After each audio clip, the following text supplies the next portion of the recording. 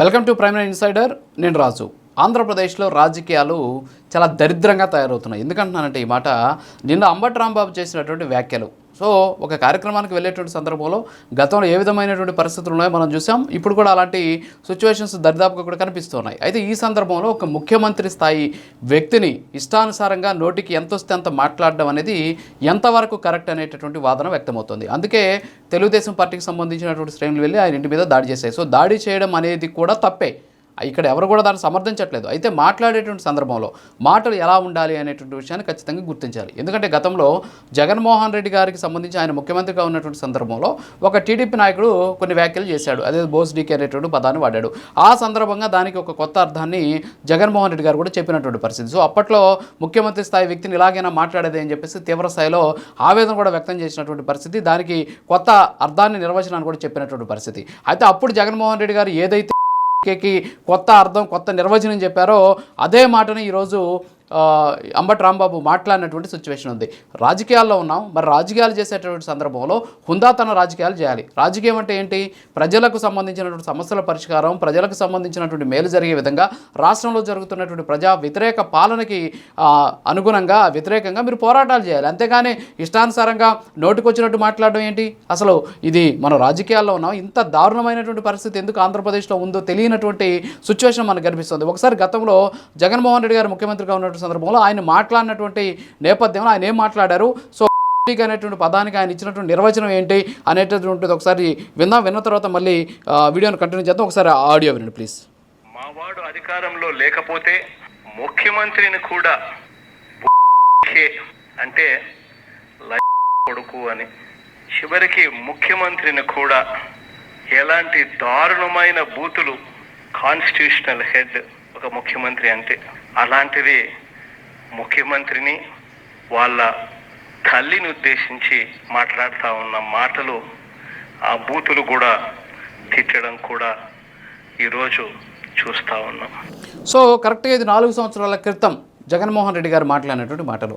Constitutional హెడ్గా ఉన్నటువంటి ఒక ముఖ్యమంత్రిని అని తిట్టారు. ఇది ఎంత దారుణమైనటువంటి పరిస్థితి.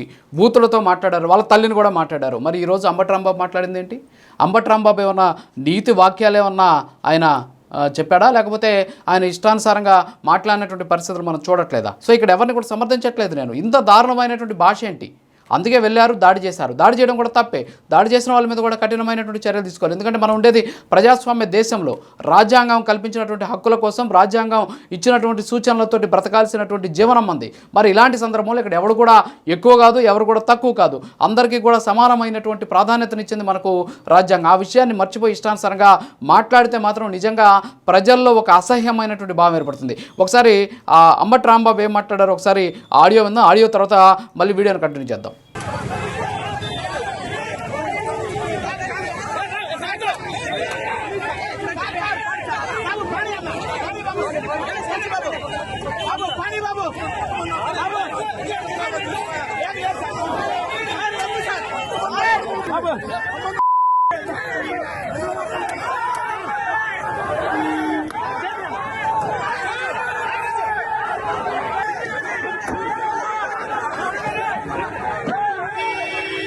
ఎస్, విన్నాం కదా అంబటి రాంబాబు ఎలాంటి వ్యాఖ్యలు చేశాడు.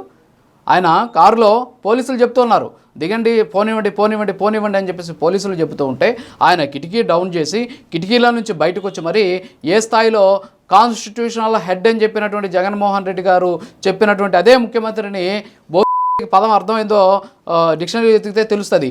దానికి అర్థం నిర్వచనం కొత్తగా చెప్పినటువంటి జగన్మోహన్ రెడ్డి గారు ఏ మాట అయితే అన్నారో అదే మాటని డైరెక్ట్గా అన్నటువంటి పరిస్థితి. మరి ఇప్పుడు ఏం చేయాలి?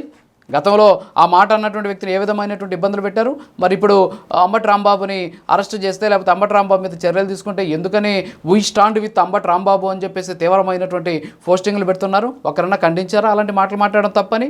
మీరే చెప్పారు గతంలో 4 సంవత్సరాల క్రితం మీరు మిమ్మల్ని అన్న మాటను ఖండించినటువంటి జగన్మోహన్ రెడ్డి గారు ఈరోజు అదే మాట ఇప్పుడున్నటువంటి కాన్స్టిట్యూషన్ హెడ్ అయినటువంటి చంద్రబాబు నాయుడు అంటే ఎందుకు ఖండించడం లేదు? దీని మీద ఖచ్చితంగా సమాధానం చెప్పాలి. సో నాట్ ఓన్లీ ఇది, మొన్న జోగి రమేష్ కూడా ఆయన కూడా తిరుమల లడ్డూకి సంబంధించిన వ్యవహారంలో మాట్లాడుతూ నారా లోకేష్ మీద ఎలాంటి వ్యాఖ్యలు చేశాడో అందరూ కూడా విన్నాం. ఒకసారి ఆయన ఏం మాట్లాడారు అది కూడా విన్నాం. ఒకసారి విన్న తర్వాత వీడియోని కంటిన్యూ చేద్దాం. లోకేష్కి కొవ్వు తగ్గింది అనుకున్నా, అంటే ఒళ్ళు తగ్గించుకున్నాడు కదా, కొవ్వు తగ్గించుకున్నాడు అనుకున్నా. వాడికి మెద మొత్తం చిప్పే దొబ్బింది, చిప్పు మొత్తం దొబ్బింది వాడికి. బుద్ధి తక్కువ కదా వల్ల ఏంది ఏమి రాజకీయాలు చేయటం. సో జోగి రమేష్ మాట్లాడినటువంటి మాటలు నారా లోకేష్ ఎలాంటి మాటలు మాట్లాడుతున్నారు, ఏంటి అసలు ఈ భాష ఏంటి, అసలు ఏంటి, మనం ఎక్కడున్నాం, భారతదేశంలో ఉన్నామా, లేకపోతే ప్రజాస్వామ్య దేశంలో ఉన్నామా, లేకపోతే అడవిలో ఏమైనా బతుకుతున్నామా, లేకపోతే కనీసం నాగరికత లేనటువంటి పరిస్థితుల్లో మనం ఏమైనా బతుకుతున్నాం? ఎందుకు ఇలాంటి పరిస్థితి వస్తుంది? ఎందుకు ఇలాంటి రాజకీయాలు చేస్తున్నారు? రాజకీయ నాయకులు అంటే అసహ్యం కలిగే విధంగా ఎందుకు ప్రవర్తిస్తున్నారు? అసలు ఇలాంటి మాటలు అనాల్సినటువంటి అవసరం ఏంటి? ఈ మాటల వల్ల మీకు ఏమైనా ప్రమోషన్ ఇస్తామని చెప్పేసి మీ అధినాయకుడు ఏమైనా చెప్పాడా? ఈ మాటలు మాట్లాడకపోతే జనాల్లో ఉండలేమని చెప్పేసి మీరు ఏమైనా భావిస్తున్నారా? నెగిటివిటీని స్ప్రెడ్ చేయడం వల్ల మనం సోషల్ మీడియాలో వైరల్ అవుతామని ఏమైనా భావిస్తూ ఉన్నారా? ఎందుకని ఇలా చేస్తున్నారు? మీకు కావాల్సిన సోషల్ మీడియా కాదు, సోషల్ ప్లాట్ఫామ్లో సోషలిజంలో బతుకుతూ ఉన్నటువంటి ఇక్కడ ఉన్నటువంటి సంఘంలో ఉన్నటువంటి వ్యక్తులు కావాలి, అంటే ప్రజలు కావాలి మనకు. మరి ఆ విషయాన్ని వదిలేసి సోషల్ మీడియాలో పులులాగా ఎందుకు ఇలాంటి మాటలు, అలాంటి మాటలు మాట్లాడాల్సినటువంటి అవసరం ఏంటి? అంత పెద్ద మాట అనాల్సినటువంటి అవసరం ఎందుకు వచ్చింది? గతంలో ఇదే అసెంబ్లీలో కూడా ఆయన భార్యని ఏ విధమైనటువంటి మాటలు మాట్లాడారు, మళ్ళీ ఇప్పుడు ఆయన తల్లిని మాట్లాడినటువంటి పరిస్థితి, చంద్రబాబు నాయుడిని మాట్లాడినటువంటి పరిస్థితి ఏంటి అసలు? అంటే కూటమి, నాకు ఒక అనుమానం కలుగుతూ ఉంది, కూటమి నిజంగా చేత కాకుండా ఏమన్నా ఉందేమో అనేటువంటి అనుమానాలు వ్యక్తమవుతున్నాయి. ఎందుకంటే కళ్ళ ముందు ఇన్ని అక్రమాలు, అవినీతి జరిగిందని చెప్పేసి మీరే ఆరోపణలు చేశారు, మీరే దాని మీద తీవ్రస్థాయిలో ఆగ్రహాలు వ్యక్తం చేశారు, ఆందోళన చేశారు. మరి అధికారంలోకి వచ్చి ఏం చేశారండి? అధికారంలోకి వచ్చి మీరు చేసినటువంటి ఆరోపణలతో అరెస్ట్ చేసేటువంటి పరిస్థితి లేదా? ఆధారాలు లేవా? నిరాధారమైనటువంటి ఆరోపణలు చేశారా? ఇష్టానుసారం మాట్లాడుతున్నటువంటి వ్యక్తులను ఎందుకు కట్టడి చేయలేకపోతున్నారు? సోషల్ మీడియా సైకోల్ని మీరు కట్టడి చేస్తామని చెప్తున్నారు. మరి ఇలాంటి వాళ్ళని ఎప్పుడు కట్టడి చేస్తారు? ఇలాంటి వాళ్ళ మీద ఎలాంటి కఠిన చర్యలు తీసుకుంటారు? అధికారంలో ఉన్నటువంటి వ్యక్తుల్ని, సామాన్యుల పరిస్థితి ఏంటి అసలు, దీన్ని కనీసం ఆలోచిస్తున్నారా? ఇవన్నీ కూడా గుర్తించాల్సినటువంటి అవసరం ఉంది. సో ఖచ్చితంగా దీని మీద కఠిన చర్యలు తీసుకోవాలి. అట్ ది సేమ్ టైం ఇలాంటి మాటలు మాట్లాడేటువంటి వాళ్ళ మీద చట్టం తన పని తాను చేసుకుంటుంది, కానీ దయచేసి ప్రజలెవరు కూడా తన చట్టాన్ని తమ చేతిలోకి తీసుకోవద్దు. పార్టీ క్యాడర్ కూడా వెళ్ళి దాడి చేయడం అనేది ఖండించాల్సినటువంటి విషయమే. అలాంటి మాటలు అన్నాడు కాబట్టి మనం కూడా అలా, మీరు కూడా అలా చేయడం అనేది చాలా దారుణమైనటువంటి విషయాన్ని తెలియజేసుకుంటూ నమస్కారం.